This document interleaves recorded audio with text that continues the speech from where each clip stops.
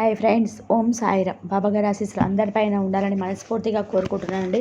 అందరూ కూడా సుఖంగా, సంతోషంగా, ఆరోగ్యంగా ఉండాలని, బాబాగారి ఆశీస్సులు అందరిపైన ఉండాలని మనస్ఫూర్తిగా కోరుకుంటున్నాను. ఎప్పుడు కూడా సంతోషంగా, ఆరోగ్యంగా ఉండాలని బాబాగారిని కోరుకుంటున్నానండి. ఫ్రెండ్స్, మీకు ఎటువంటి సమస్యలున్నా బాబాగారికి అయితే ఒక్కసారికి చెప్పుకోండి. కంపల్సరీ మీ కోరికలు అయితే నెరవేరుతాయి. మీకు ఎన్ని కష్టాలు ఉన్నా సరే, ఎన్ని బాధలు ఉన్నా కానీ, ఎన్ని కష్టాలు ఉన్నా సరే కంపల్సరీ మీ కోరికలు నెరవేరుతాయి. అతి త్వరలో నీ కోరిక నెరవేరబోతున్నాయమ్మా.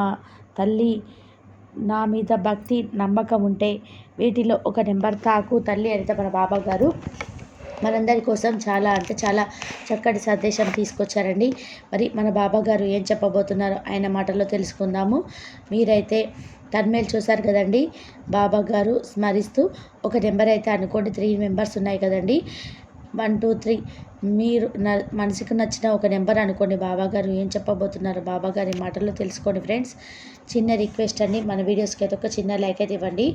అలాగే కామెంట్ సెక్షన్లో ఓం సాయిరామ్ అని చెప్పి కామెంట్ చేయండి.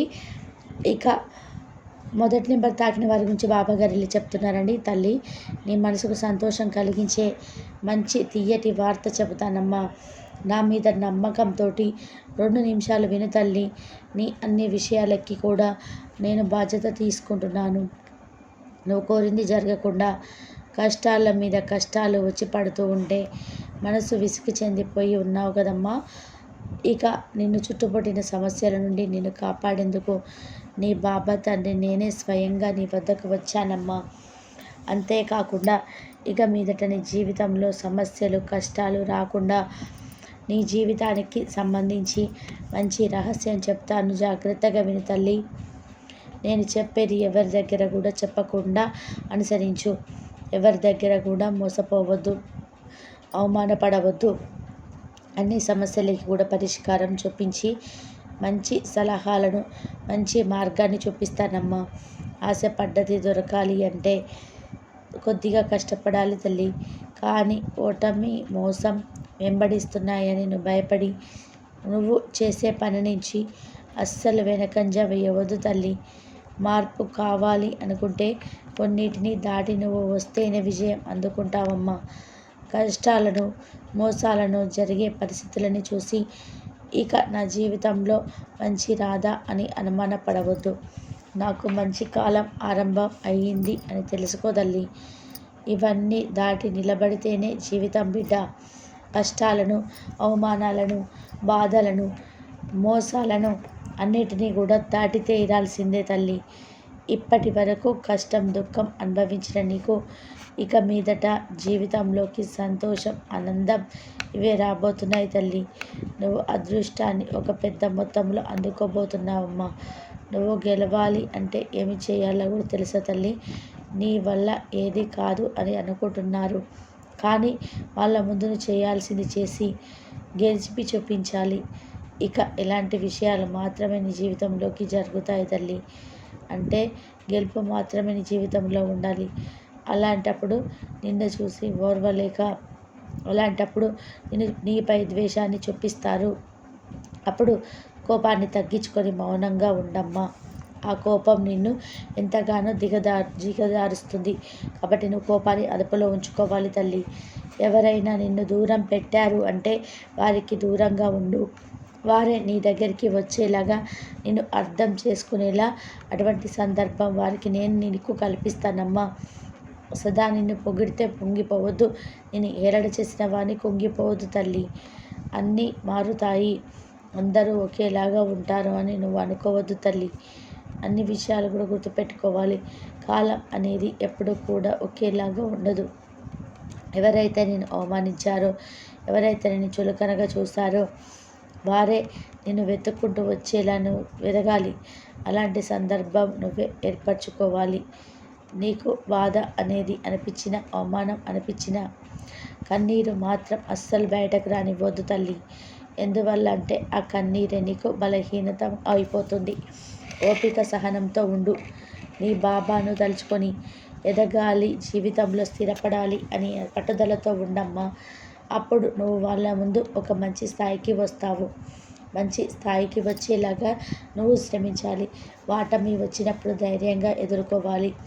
ముఖ్యంగా విజయం వచ్చినప్పుడు చాలా అనుకువగా ఉండాలి తల్లి.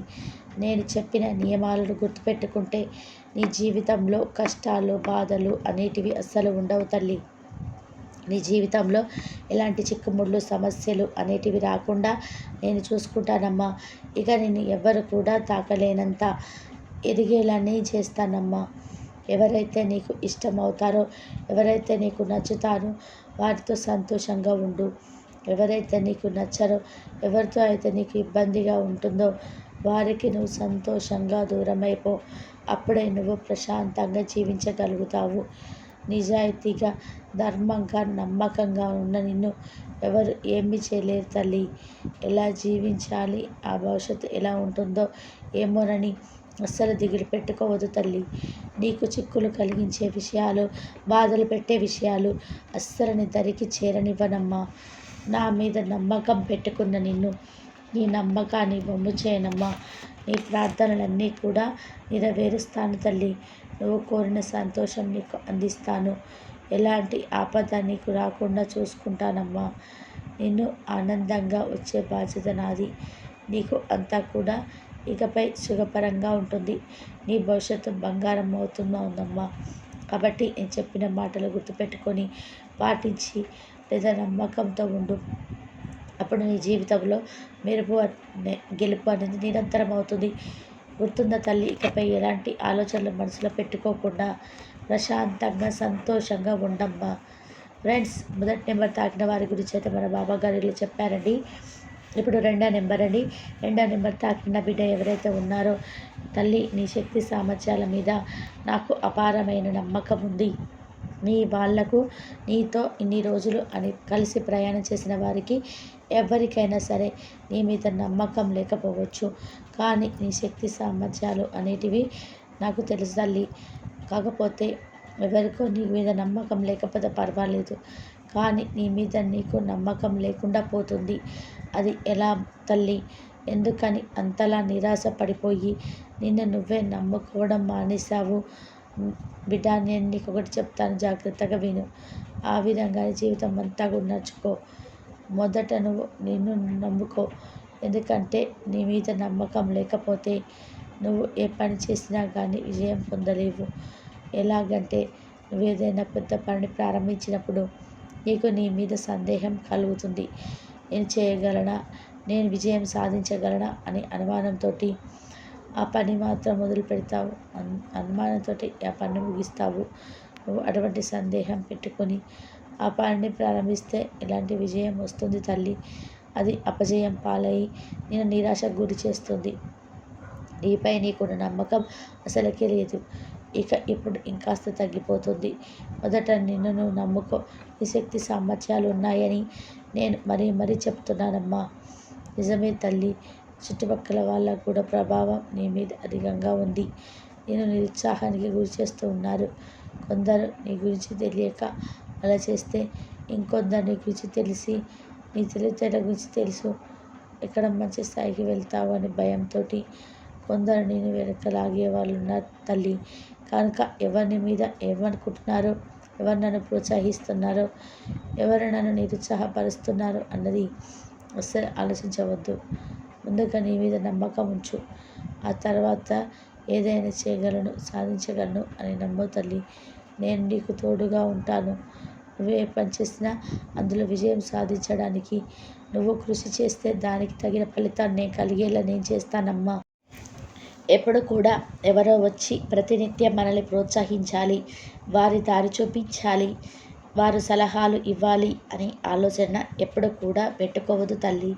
అలాంటప్పుడు ఎక్కడ కూడా నిజాయితీ అయిన సలహా దొరకదు. నీ మనసుకు తెలుస్తుంది నువ్వు చేసేది సరైనదా కాదా అనేది. ఇక నీకు నమ్మకం లేకపోతే నన్ను మనసులో తలుచుకో తల్లి. నీకు సరైన ఆలోచన కలిగేలా చేస్తాను. నువ్వు చేసే ప్రతి పనిలోనూ నమ్మకం పెట్టి చెయ్యాలని, తద్వారా విజయాలు సాధించి ఉన్నత శిఖరాలకు వెళ్ళాలని నా ఆశీస్సులు నీకు ఎప్పుడు అందిస్తానమ్మా. ఫ్రెండ్స్, 2 నెంబర్ తాకిన వారి గురించి అయితే మన బాబాగారు చెప్పారండి. ఇప్పుడు 3 నెంబర్ తాకిన నా బిడ్డ ఎవరైతే ఉన్నారో బిడ్డ అని చెయ్యి వదిలేశారని నన్ను నిందిస్తున్నావా? నేను ఎప్పుడు కూడా నిన్ను వదలలేదు తల్లి. నేను నీతోటే ఉంటున్నాను, నీ వెనకాలే తిరుగుతున్నాను.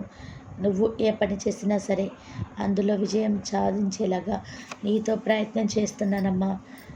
మరి అంతగా మీరు నాతో ఉంటే నాకు ఎందుకు బాబా ఇన్ని బాధలు అని అడుగుతున్నావు కదా.